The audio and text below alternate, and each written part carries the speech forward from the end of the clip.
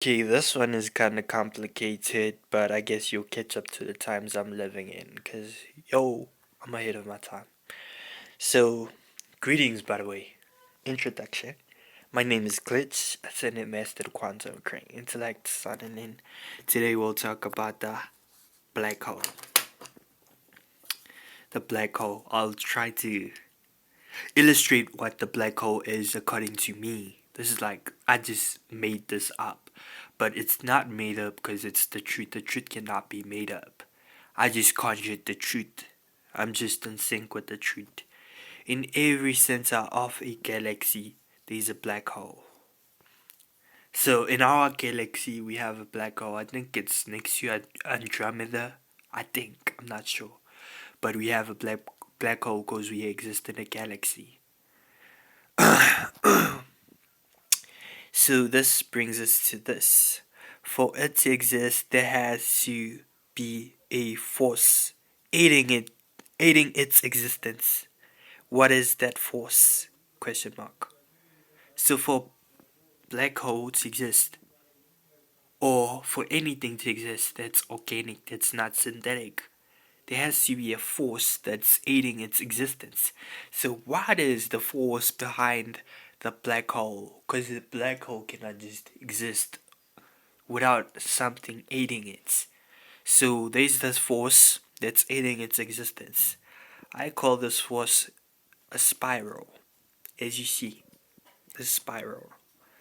So a spiral, but for a force to emit, which is the spiral, for the spiral to exist, it has to be a positive and a negative spiral, not just one spiral. One spiral cannot create a force. It doesn't have the capability to create a force because it's just negative or it's just positive.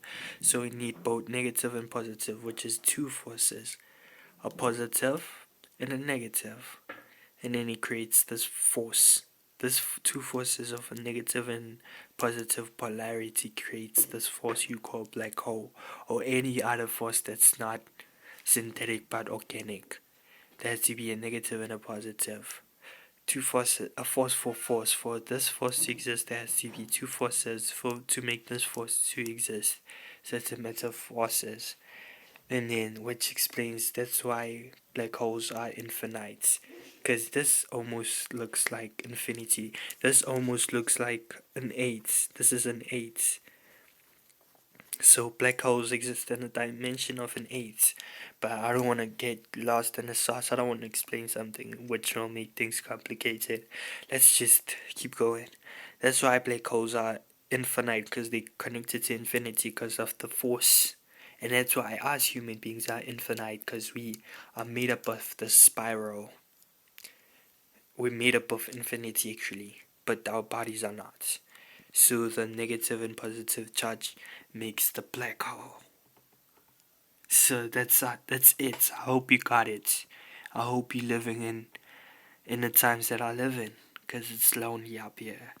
It's lonely, honestly.